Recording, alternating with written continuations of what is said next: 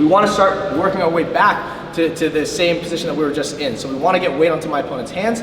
How do I go about doing that? First scenario, we're going to take our lock, bring it to the near hip. All right, so I take my left forearm, I make that a shallow, I step in front of my opponent's knee like so, and I have a drive leg behind my opponent. First thing we're going to look to do is just drive forward with our right leg, getting our opponent back down into the same position that we were just in. From here, we can break our opponent down, or we can step in for the back attack.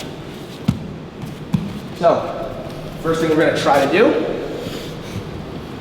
is turn around the corner, looking to block a knee, pushing our opponent down to his hands.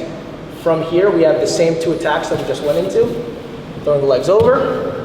However, sometimes guys, they're not fighting the grip, and they're looking to block knees, all right? So how do I deal with blocked knees? Now, there's two of my favorite ways to go about doing this is going backwards in the opposite direction. Now we do that with either a reverse taitoshi or a variation of taitoshi. So the first method, I'm gonna take my two hands towards the left hip. I'm gonna jump backwards in such a way that I can trip my opponent's legs like so. So my right leg, the leg that's closest to my opponent, extends. I drop to my left knee. Now, from here, notice how I'm not sitting on my opponent's legs at all. I just extend my left leg, or my right leg. I pull my opponent over that extended leg, and we end up back into this position. The whole idea again, getting to this ear to back position. My opponent looks to get up. I insert my near hook. Far hook inserts, and we take the back. So we're trying to bring everything back into the same position. Now, notice how when I'm teaching, it all relates to the same initial combo, all right?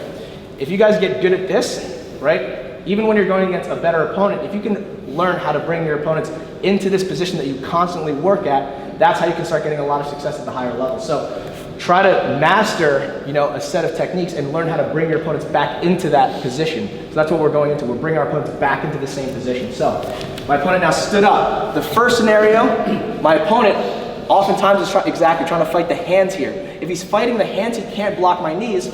So I step in front of the knees, I get weight onto those hands, and we have that same attack where I find my opponent's foot, breaking him down. If I can't break him down, I step my left leg in, throw my far hook in, we attack the back.